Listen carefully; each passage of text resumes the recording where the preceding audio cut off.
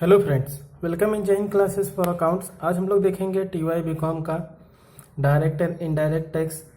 तो question number second start करने से पहले सभी से रिक्वेस्ट है, जितने लोग चैनल पर न्यू है चैनल को सब्सक्राइब कर लेंगे, बेल आइकन को प्रेस कर लेंगे ताकि डेली वीडियो के अपडेट्स आपको मिल सके। चलो स्टार्ट करते हैं। यहाँ पे हम लोग देखेंगे क्वेश्चन नंबर सेकेंड। क्या दिया हुआ है? Mister Dharmesh Gandhi an employ of Tata limited covered by the payment of gratuity at 1972 retires on 31 January 2020। अभी देखो, यहाँ पे हमने ऑलरेडी इंट्रोडक्शन लेक्चर में देखा हुआ था कि जैसे कोई भी अगर पर्सन है असीसी, अगर वो रिटायर हो रहा है ग्रेजुएटी के साथ में, तो हमें किस तरह से कैलकुलेशन करना रहेगा। तो उसका मैं पूरा इन्फॉर्मेशन आपको यहाँ पे एक्सप्लेन करते जाऊँगा डिटेल में। तो कभी रिटायर हुआ है 31 जनवरी 2020 को, after 35 years and 7 month service. Eight the time of retirement his employer paid him gratuity of rupees 65,000 and he received 50,000 being the accumulated balance of statutory provident fund. The due date of salary and allowance etc. was first day of the next month and were paid on due date. He was entitled to monthly pension of rupees 400 with effect from first day of February 2020, which becomes due on the last day of the month. Professional tax is rupees 100। ठीक है। Compute taxable income of Mr. Dharmesh for the assessment year 2020-21 on the basis of the following further information। क्या दिया है? तो basic salary rupees 2500 per month, house rent allowance rupees 400 per month, taxable value is 50% of amount received. उसके बाद third दिया है project allowance paid during the year rupees 12,000, bonus paid during the year 3,600, in retirement on encashment of on leave at his credit of 15 months he received rupees 37,500। ये कैसा हमें पूरा question यहाँ पर दिया हुआ है। तो हम लोग क्वेश्चन सॉल्व करना कैसे स्टार्ट करेंगे? तो पहले तो हमने क्वेश्चन रीड कर लिया पूरा। अब इसमें जो इम्पोर्टेंट जो पॉइंट रहेंगे वो हमें तुरंत अपने माइंड में रख लेना है। तो वो क्या है? फर्स्ट पॉइंट क्या है? यहाँ पे जो मिस्टर धर्मेश गांधी रिटायर हो रहे हो, क्या है? एक प्राइवेट कंपनी है कि नहीं? टाटा कंपनी दिया हुआ है कि नहीं? उसके बाद में यहाँ पे क्या आ रहा है? किसके साथ में? तो ग्रेजुएटी के साथ में पेंशन है क्या, वो आपको देखना रहेगा कि विद ग्रेजुएटी पेंशन रिसीव हुआ है या फिर विदाउट ग्रेजुएटी। तो यहाँ पे कोई पेंशन नहीं है, डायरेक्टली क्या है? ग्रेजुएटी रिसीव हुआ है सिर्फ उसको। ठीक है। उसके साथ में स्टैट्यूटरी प्रोविडेंट फंड रिसीव हुआ है तो क्या होता है? नॉर्मली एग्जेम्प्ट हो जाता है। एक चीज़ यहाँ पे इंपॉर्टेंट नोट कर लिया। और यहाँ पे एक और चीज़ आपको नोट करना है, जो सैलरी है, the due salary date of an allowance etcetera was paid on first day of next month. मतलब जैसे सपोज करो कि अगर 31 मार्च की सैलरी है तो कभी पेड हो रही है 1 अप्रैल में। तो जब हम लोग बेसिक सैलरी कैलकुलेट करेंगे तो वहाँ पे हमें इसका इन्फॉर्मेशन का यूज़ करना रहेगा। बाकी इसमें कोई इन्फॉर्मेशन जो है एक्स्ट्रा मार्क करने वाली नहीं। बाकी जितने भी हैं वो एडजस्टमेंट है, तो जब हम लोग सॉल्व करेंगे तो उसके साथ में आपको उसको समझ में आ जाएगा। तो सबसे पहले हम लोग क्या करेंगे? फॉर्मेट ड्रॉ कर लेंगे। तो फॉर्मेट क्या आ जाएगा हमारा? इस तरह से फॉर्मेट हो जाएगा। तो यहाँ पे आप लिख लोगे क्वेश्चन नंबर 2। ठीक है। और यहाँ पे हम लोग लिख लेंगे कंप्यूटेशन ऑफ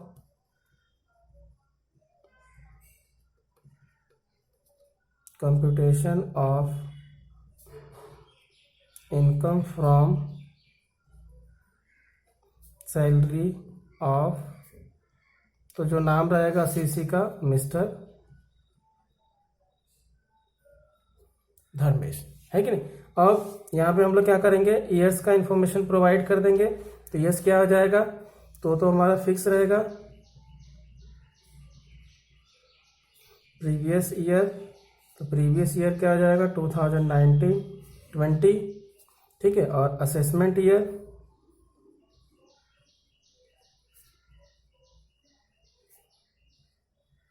2020-21। यहाँ पे आप लिख लोगे पर्टिकुलर्स और ये रुपीस और ये रुपीस का कॉलम। ठीक है, अब हम लोग क्या करेंगे, सबसे पहले बेसिक सैलरी से स्टार्ट करेंगे क्वेश्चन को सॉल्व करना। ठीक है, तो यहाँ पे बेसिक सैलरी कितना दिया है 2500 रुपीज़। तो हम लोग लिख लेंगे यहाँ पे पहले फर्स्ट हेडिंग दे दो, तो क्या लिख लेंगे इसको, सैलरी एंड अलाउंस। ये हेडिंग क्यों देते हैं, जिसे जितने भी सैलरी से रिलेटेड रहेगा और अलाउंस से रिलेटेड रहेगा वो पूरा का पूरा इसके अंडर में हम लोग लिख लेंगे। ठीक, तो यहाँ पे सैलरी तो लिख लेंगे हम लोग सैलरी।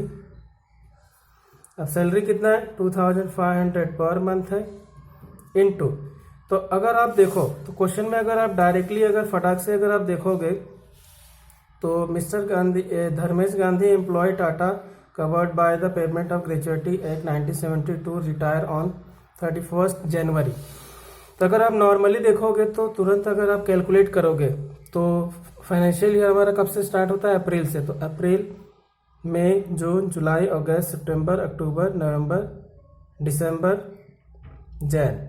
कभी रिटायर हो रहा है 31 जैन को, है कि नहीं। तो जिसे फाइनेंशियल ईयर जो रहेगा हमारा वहाँ से काउंट कर लेंगे, तो 1 अप्रैल, है कि नहीं। तो अप्रैल, मई, जून, जुलाई, अगस्त, सितंबर, अक्टूबर, नवंबर, दिसंबर, जैन। कितना, तो 3, 9, 10 मंथ्स हो रहा है कि नहीं, 10 मंथ्स हो रहा है ना, 3, 3 जा 9, है कि नहीं, और 1 10। लेकिन अगर आप यहाँ पे क्वेश्चन में देखो तो हमें एक हिडन इन्फॉर्मेशन दिया हुआ, क्या दिया हुआ है, the due date of salary and allowance etcetera was first day of next month. मतलब ये जो जनवरी का सैलरी है वो क्या होगा, फेब के फर्स्ट मंथ में आ रहा है। मतलब तो जो हमारा प्रीवियस ईयर है, प्रीवियस ईयर मतलब यहाँ पे 2019-20 में जो, तो 31 मार्च 2019 की सैलरी कभी आ रही है, 1 अप्रैल 2019 में आ रही है। तो यहाँ पे हम लोग का जो टोटल मंथ्स हो जाएगा वो कितना आ जाएगा, 11 मंथ्स हो जाएगा। मतलब यहाँ पे क्या आ रहा है, सैलरी ड्यू का हम लोग एक नोट भी लिखेंगे। क्यों, क्योंकि यहाँ पे जो सैलरी है वो क्या है, ड्यू पे हम लोग यहाँ पे, तो जो ड्यू रहेगी सैलरी वो भी टैक्सेबल रहती है। तो यहाँ पे मल्टीप्लाई कर लेंगे 2500 इंटू 11, तो कितना आ जाएगा 27,500। आए समझ में 11th मंथ कैसे आ रहा है, क्योंकि यहाँ पे क्या है, नेक्स्ट मंथ के फर्स्ट डे पे सैलरी पेड हो रही है।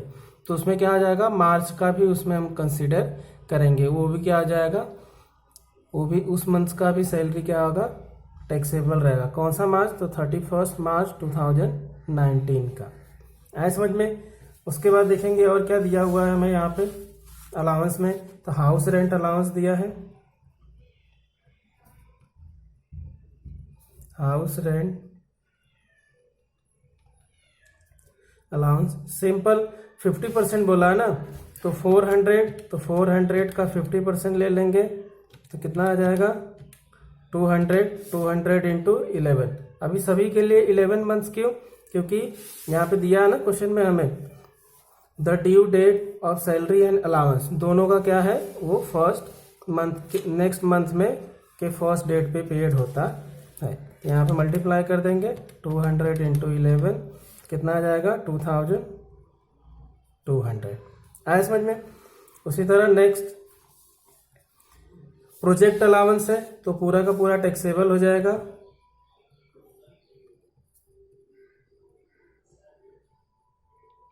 प्रोजेक्ट अलाउंस कितना है, ₹12,000।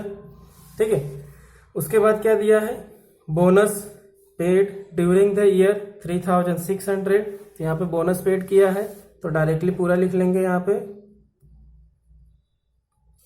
3,600। उसके बाद फिफ्थ क्या दिया हुआ है, in retirement on encashment of on leave at his credit of 15 months he received of ₹37,500। तो यहाँ पे क्या किया है, लीव एनकेशमेंट के ऊपर एडजस्टमेंट है, तो यहाँ पे हम लोग पहले लिख लेंगे लीव एनकेशमेंट। अब जैसे हमें इस तरह का एडजस्टमेंट मिल जाएगा तो तुरंत हम लोग क्या करेंगे, इसके लिए वर्किंग नोट प्रिपेयर करेंगे। तो यहाँ पे हम लोग तुरंत क्या करेंगे, वर्किंग नोट प्रिपेयर कर लेंगे। यहाँ पे हम लोग लिख लेंगे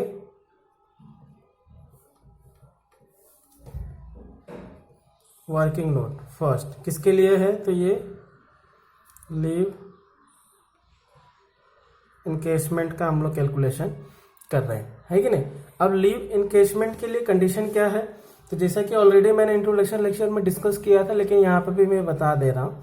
जैसे हमें तुरंत कोई भी अगर क्वेश्चन में लीव इनकेशमेंट सैलरी का अगर एडजस्टमेंट मिलता है, ठीक है, तो वहाँ पे हमें क्या करना है, तुरंत 4 कंडीशन को अप्लाई करना रहेगा, ठीक है, जो एग्जेप्शन अमाउंट रहेगा उसके लिए। तो क्या है, encashment of on leave not exceed 30 days per each completed year, मतलब एक साल में 30 दिन से ज़्यादा उसका लीव इनकेशमेंट अमाउंट जो डे रहेगा वो नहीं होना चाहिए। Of service with the employ from whose service he is retiring standing to credit of the employ at the time of retirement, ठीक है। उसके बाद सेकेंड क्या है, 10 मंथ्स एवरेज सैलरी। उसके बाद क्या करेंगे हम लोग, 10 मंथ्स का एवरेज सैलरी फाइंड कर लेंगे, और जो 3 लाख नोटिफाइड लिमिट्स है वो, और द अमाउंट एक्चुअली रिसीव, जो अमाउंट एक्चुअली रिसीव हुआ रहेगा उसको हम लोग यहाँ पे ले लेंगे। अब इसमें से कितना अमाउंट जो एग्जेम्प्ट होगा, तो सबसे पहले हम लोग क्या करेंगे, फर्स्ट जो दिया हम लोग उसको कैलकुलेट कर लेंगे। तो उसको कैसे कैलकुलेट करेंगे, जैसे कि मैंने बताया है, ये चारों कंडीशन आपको कैलकुलेट करनी पड़ेगी। जैसे इनकेशमेंट ऑफ लीव सैलरी का अगर हमें यहाँ पे इंफॉर्मेशन क्वेश्चन में मिलता है, तो पहले क्या करेंगे हम लोग, लीव इनकेशमेंट है ना, तो उसका फर्स्ट ए पार्ट, जिसमें क्या करेंगे 30 डेज का हम लोग क्या करेंगे, इनकेशमेंट सैलरी फाइंड करेंगे। अब लीव इनकेशमेंट क्या रहेगा, लिस्ट ऑफ द फॉलोइंग, जो उसमें से सबसे कम रहेंगे वही क्या आ जाएगा, एग्जेम्प्ट हो जाएगा। किसके, तो लिस्ट ऑफ द फॉलोइंग। अभी इसका जो अमाउंट रहेगा वो अंडर सेक्शन में भी लिखेंगे, is exempt under section 10 sub section 10AA। इसके अकॉर्डिंग क्या आ जाएगा, जो सबसे कम अमाउंट रहेगा वो क्या आ जाएगा, एग्जेम्प्ट हो जाएगा। तो यहाँ पर ले लेंगे हम लोग इनकेशमेंट @30 डेज पर एनम, मतलब एक साल में कितना, सिर्फ 30 डेज। तो टोटल कितना है, उसने टोटल अगर आप क्वेश्चन में देखोगे तो उसने टोटल कितना सर्विस दिया है, 35 ईयर्स, है कि नहीं। क्वेश्चन में अगर आप देखो तो कितना दिया, 35 ईयर्स 7 मंथ्स। तो यहाँ पे हम लोग कितना कंसीडर करेंगे, सिर्फ 35 ईयर्स ही कंसीडर होता है। तो 35 मंथ्स इंटू सैलरी कितनी है, 2500, तो फाइंड कर देंगे इंटू 35, तो कितना आ जाएगा, 87,500 आया समझ में। अब ये 2500 हमने कहाँ से लिया, तो अगर आप देखो तो बेसिक सैलरी क्या है, 2500 है ना। तो यहाँ पे क्या करेंगे, क्योंकि ये पर मंथ की सैलरी है ना, तो यहाँ पे 30 डेज इज इक्वल टू कितना आ जाएगा, पर मंथ हो जाएगा। तो इसके लिए हमने क्या किया, 2500 से मल्टीप्लाई किया। यहाँ पे हमें क्या मिला, फर्स्ट कंडीशन मिल गया। अब सेकेंड, फर्स्ट कंडीशन मतलब कौन सा, 30 डेज का, मतलब जितना भी कंप्लीटेड ईयर्स उसका लीव रहेगा, तो उसमें जितना भी उसने अर्न किया रहेगा लीव, तो पूरा का पूरा क्या आ जाएगा, उसको हम लोग उसके सर्विस ईयर से मल्टीप्लाई कर देंगे, तो उसका लीव सैलरी का अमाउंट हमें मिल जाएगा। अब सेकंड क्या दिया है, तो 10 मंथ्स एवरेज सैलरी, सिंपल। तो 10 मंथ्स एवरेज सैलरी हम लोग यहाँ पे फाइंड कर लेंगे।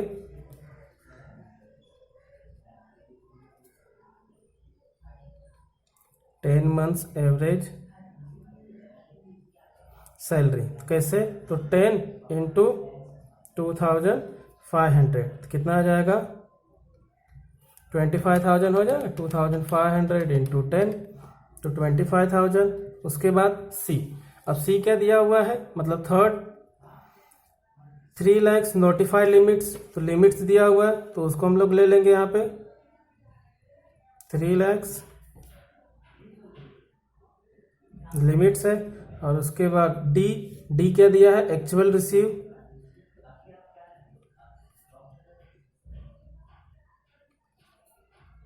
रुपीज कितना है, तो वो तो हमें क्वेश्चन में मिल जाएगा, क्वेश्चन में देख लेंगे। In retirement on encashment of earn leave at his credit of 15 months he receive 37,500। कितना? 37,500। तो यहाँ पे हम लोग ले लेंगे 37,500। ठीक है, ये हमने क्या कर लिया, यहाँ पे हमने इसको ले लिया। ठीक है, अब इसमें से एग्जेम्प्ट कौन सा अमाउंट होगा? तो जो सबसे कम रहेगा। अब सबसे कम कौन सा है? तो यहाँ पे आप चेक करो, फर्स्ट कितना है 87,500, सेकंड कितना है 25,000, थर्ड कितना है, मतलब ज़्यादा से ज़्यादा 3 लाख तक हम लोग क्या कर सकते हैं, एग्जेम्प्ट कर सकते हैं। और एक्चुअल में रिसीव कितना हुआ है 37,500। तो जो टोटल रिसीव्ड हुआ रहेगा, तो रिसीव्ड कितना है 37,500 लेस एग्जेम्प्ट। तो एग्जेम्प्ट कितना आ जाएगा? सबसे कम कितना है चारों में से 25,000 है, तो 25,000 क्या आ जाएगा, माइनस हो जाएगा। तो अब 37,500 माइनस 25,000, तो कितना आ जाएगा 12,500। ये क्या आ जाएगा अमाउंट, इतना टैक्सेबल रहेगा। क्यों? क्योंकि यहाँ पे क्या है, एग्जेम्प्ट मतलब 25,000 तक क्या है, जैसे इन चारों कंडीशन में से जितना भी सबसे कम अमाउंट जो रहेगा उतने के ऊपर टैक्स नहीं लगेगा। तो कितना 25,000 हमें मिला, तो 25,000 के ऊपर टैक्स नहीं मिलेगा, जो टोटल 37,500 रिसीव हुआ था हमें। ठीक है, उसके बाद 25,000 क्या करेंगे, टोटल अमाउंट में से माइनस कर देंगे, तो जो बैलेंस अमाउंट बचेगा वो क्या आ जाएगा, टैक्सेबल रहेगा। तो इसको हम लोग यहाँ पर लिख लेंगे, कितना, तो 12,500 यहाँ पे लिख लेंगे हम लोग, नोट 1। आया समझ में कैसे हमने यहाँ पे फाइंड किया इसका पूरा अमाउंट, है कि नहीं। अब हम लोग आगे बढ़ेंगे। अब उसके बाद यहाँ पे कोई इन्फॉर्मेशन नहीं दिया है। अब हम लोग आ जाएंगे यहाँ पर क्वेश्चन में से, तो जिसमें फर्स्ट क्या दिया था, mister Dharmesh Gandhi employ of Tata limited covered by the payment of gratuity act 1972 retires on 31 January after 35 years of 7 and 7 months service. At the time of retirement, his employer paid to gratuity of rupees 65,000 and he received 50,000 being accumulated balance of statutory provident fund. तो statutory provident fund क्या आ जाएगा, वो taxable नहीं रहेगा, वो तो exempt हो जाएगा किसी भी कंडीशन पे। ठीक है, तो यहाँ पे क्या हो रहा है, ग्रेजुएटी रिसीव हो रही है, सिर्फ ग्रेजुएटी रिसीव हुई है, पेंशन के साथ में नहीं हो रही है कि नहीं। नॉर्मली सिर्फ क्या हो रहा है, ग्रेजुएटी रिसीव हो रही है, लेकिन ग्रेजुएटी जो रिसीव हो रही है वो कौन से टर्म्स में रिसीव हो रही है, तो ग्रेजुएटी एक्ट 1972। तो जैसे जब किसी भी एम्प्लॉय को, जब कोई भी एम्प्लॉयर अगर ग्रेजुएटी एक्ट 1972 के अकॉर्डिंग पेड करेगा, तो तुरंत क्या करना रहेगा हमें, तुरंत अगर जैसे गवर्नमेंट एम्प्लॉय नहीं है तो तुरंत हम लोग क्या करेंगे, ये कंडीशन को तुरंत अप्लाई करेंगे। अभी कंडीशन क्या है, तो उसको हम लोग समझ लेते हैं कि जैसे ये कंडीशन क्यों है, क्योंकि इतने अमाउंट तक एग्जेम्प्ट होगा, तो जो भी लिस्ट ऑफ अमाउंट रहेगा वो एग्जेम्प्ट हो जाएगा। तो फर्स्ट क्या है, ग्रेजुएटी रिसीव, जो अमाउंट रिसीव हुआ रहेगा वो 10 लाख जो लिमिट है उसकी। Salary drawn 15 days divide by 26 into number of completed years. ठीक है, अब इसके लिए कंडीशन दिया हुआ है, तो लास्ट ड्रॉन सैलरी क्या हो जाएगा, तो बेसिक पे प्लस डियरनेस अलाउंस। तो जो भी बेसिक सैलरी रहेगी प्लस डियरनेस अलाउंस वो इंक्लूड होगा लास्ट सैलरी में, क्योंकि हमें थर्ड जो स्टेप्स है यहाँ पे, थर्ड जो लिमिट्स रहेगी उसकी कैलकुलेशन के लिए। उसके बाद every completed year of service part of the year exceeding 6 month is treated as 1 year. अभी देखो, जैसे अभी हम लोग जस्ट देखो, अभी एनकेशमेंट लीव सैलरी में हमने देखा, तो उसमें जो कंप्लीटेड ईयर था सिर्फ उतना ही कंसीडर होगा। लेकिन जब हम लोग ग्रेजुएटी एक्ट 1972 के अकॉर्डिंग हम लोग कैलकुलेशन करेंगे, तो अगर जैसे कोई भी जो सर्विस अगर पर्सन किया है, तो अगर वो 6 मंथ से ग्रेटर है तो उसको हम लोग क्या करेंगे, ऐसा 1 ईयर कंसीडर करेंगे। 26 days refers to working days per month, और जो वर्किंग डेज रहेगा 26 डेज रेफर करेंगे। तो हम लोग क्या करेंगे, सिंपल, सबसे पहले यहाँ पे वर्किंग नोट उसका प्रिपेयर कर लेंगे, जिसका नाम दे देंगे हम लोग gratuity under payment of gratuity act 1972। अभी क्या कर रहे हैं हम लोग, ग्रेजुएटी एक्ट जो है 1972 के अकॉर्डिंग हम लोग यहाँ पर ग्रेजुएटी उसको पेड हुआ है। तो सबसे पहले हम लोग क्या करेंगे, यहाँ पे एक इंफॉर्मेशन लिख लेंगे, an employ cover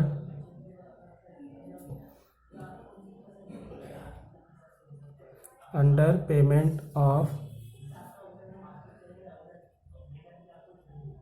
gratuity act 1972 is entitled to exemption। किसके अंडर सेक्शन में हो जाएगा, तो under section 10 sub section 10 to the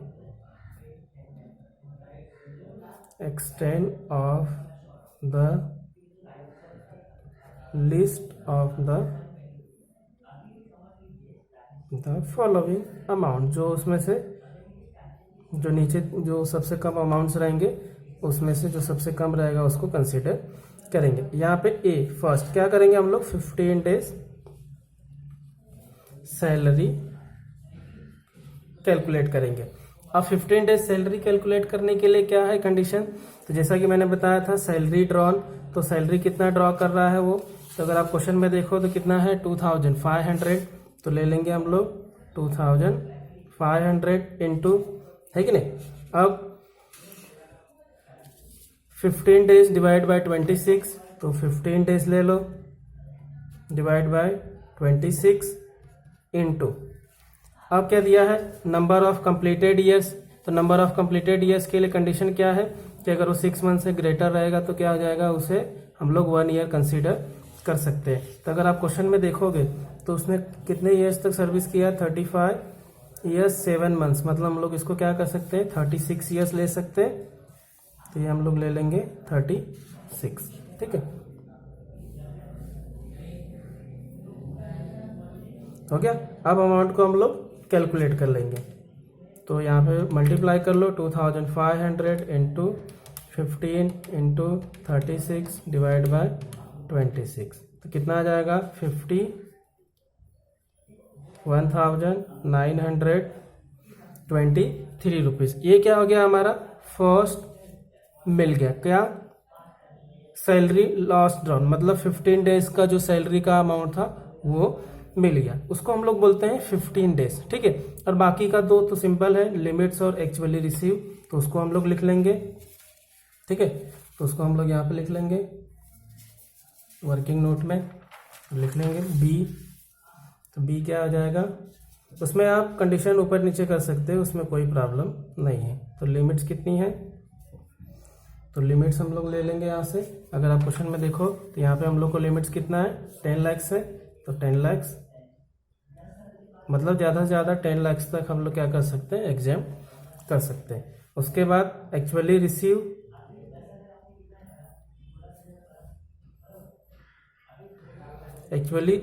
rupees, अभी हमें रिसीव्ड कितना हुआ था, तो अगर आप उसको इन्फॉर्मेशन को चेक करोगे तो हमें कहाँ से मिलेगा, क्वेश्चन में से। तो कहाँ पे दिया है, तो देखो क्या दिया है, employer paid him gratuity of rupees 65,000, क्या कितना पेड किया है 65,000, मतलब ग्रेजुएटी रिसीव कितना हुआ है 65,000, आया समझ में। अब हमें टैक्सेबल अमाउंट कितना रहेगा, तो एक्चुअली रिसीव कितना हुआ है 65,000, ठीक है। अब एग्जेम्प्ट का कंडीशन क्या है, जो सबसे कम रहेगा तीनों में से। तो अभी यहाँ पे देखो तीनों अमाउंट मैं यहाँ पे दिखा रहा हूँ। फर्स्ट 15 डेज सैलरी 51,923, सेकेंड क्या है 10 लाख लिमिट है, एक्चुअली रिसीव कितना है 65,000। अभी आप सोच रहे हो कि इसको क्यों लिखते हैं, क्योंकि ये अमाउंट कैसा उसके कंडीशन में इंक्लूड है, लेकिन जब हम लोग जो एग्जेम्प्ट अमाउंट रहेगा वो फाइंड करने के लिए, तो हमें जितना अमाउंट रिसीव हुआ रहेगा और फिर वो तीनों कंडीशन में से जो सबसे कम अमाउंट रहेगा वो अमाउंट क्या आ जाएगा माइनस हो जाएगा। तो अभी तीनों में से सबसे कम अमाउंट कौन सा है 51,923, तो लेस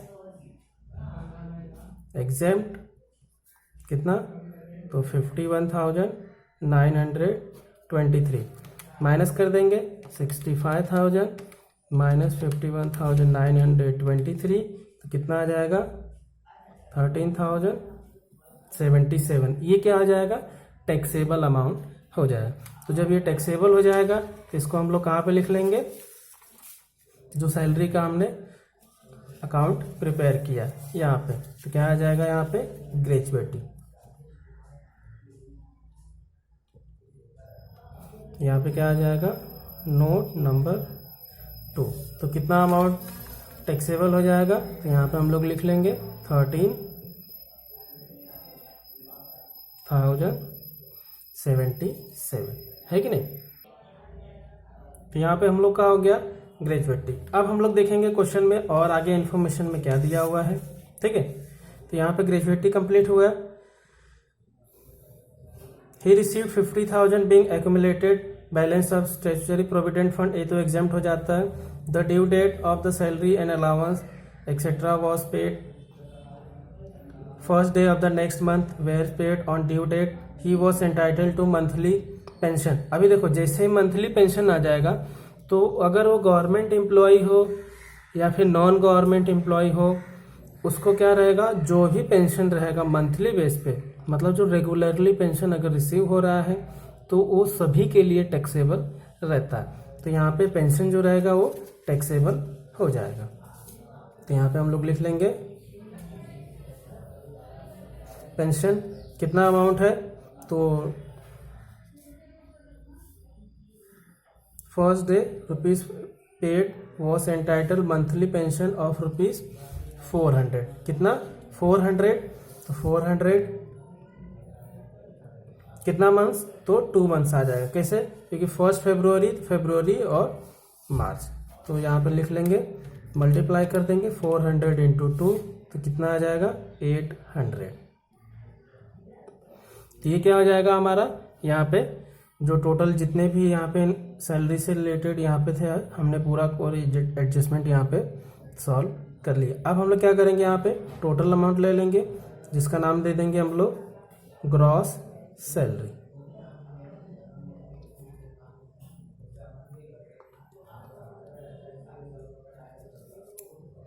ऐड कर लेंगे 27,500, 2,200, 12,000, 3,600, 12,500, 13,077 प्लस 800, कितना आ जाएगा 71,667 आ जाएगा। ठीक है, जैसे हमें ग्रॉस सैलरी मिल जाएगी, तुरंत हम लोग क्या करेंगे, डिडक्शन जितने भी रहेंगे उसको माइनस कर देंगे। तो यहाँ पे थर्ड लिख लेंगे डिडक्शन। तो यहाँ पे हम लोग लिख लेंगे डिडक्शन अंडर सेक्शन 16। अभी ये कैसा, ऑलरेडी हमने इंट्रोडक्शन लेक्चर में देखा हुआ कि जो डिडक्शन में कौन कौन से अमाउंट आते हैं जो डिडक्ट होते हैं। तो अभी डिडक्शन अंडर सेक्शन 16 में कौन कौन से हैं, तो अगर यहाँ पे देखो तो एक ही है, कौन सा, which becomes due on the last day of the month, professional tax is ₹800। तो यहाँ पे एक ही है, क्या है, प्रोफेशनल टैक्स। तो यहाँ पे लिख लेंगे प्रोफेशनल टैक्स, कितना 800 है, तो डायरेक्टली आउटर कॉलम में ले लेंगे 800। अब 71,667 में से क्या करेंगे, 800 माइनस कर देंगे, तो कितना आ जाएगा 70,877। इतना अमाउंट हमें मिल जाएगा। अब इसका नाम क्या आ जाएगा, तो नेट टैक्सेबल सैलरी। तो ये हमारा पूरा क्वेश्चन कंप्लीट हो जाएगा इस तरह से। आए समझ में, बहुत ही सिंपल है। सबसे पहले आपको क्या करना, जितना भी हम लोग ने इंट्रोडक्शन लेक्चर में जो बेसिक देखा है ना, कि ग्रेजुएटी कैसे कैलकुलेट करेंगे, पेंशन क्या है, उसके बाद इनकेशमेंट लीव सैलरी क्या है, परक्विजिट क्या है, किसके लिए क्या लिमिट है, वो पूरा का पूरा आपको एकदम अच्छे से एक बार रिवाइज करना रहेगा। यहाँ पे आपको जैसे टैक्स का कोई भी क्वेश्चन जब सॉल्व करोगे तो सभी इन्फॉर्मेशन के लिए आपको नोट लिखना रहेगा कंपलसरी। तो यहाँ पे अगर आप देखो तो जो हम लोग ने ड्यू सैलरी का था उसका भी हम लोग यहाँ पे एक नोट लिख लोगे आप, ठीक है। तो नोट क्या रहेगा वो मैं चाहिए तो आपको एक बार लिख के यहाँ पे बता दे रहा हूँ कैसे लिखेंगे उसको। तो यहाँ पे थर्ड नोट लिख लेंगे, ड्यू बेसिस। तो ड्यू बेसिस में कैसे लिखेंगे तो मैं यहाँ पे एक्सप्लेन करते हुए आपको बता दे रहा हूँ। Salary of March 2019 is taxable on due basis on 1 अप्रैल 2019। याद है क्वेश्चन में क्या दिया था हमें कि जो सैलरी है वो क्या हो रही है, नेक्स्ट मंथ में रिसीव हो रही है ना, paid on the first day of the next month, है कि नहीं। मतलब मार्च की सैलरी क्या हो रही है, 1 अप्रैल को रिसीव हो रही है। इसके लिए मार्च की सैलरी क्या हो जाएगी, ऑन 1 अप्रैल को टैक्सेबल हो जाएगी in previous year 2019-20, April 2019 to December 2019।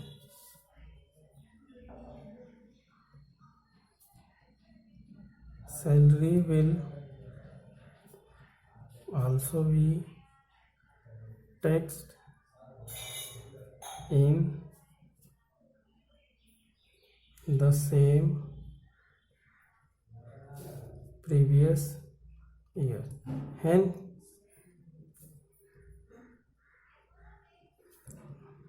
total salary taxable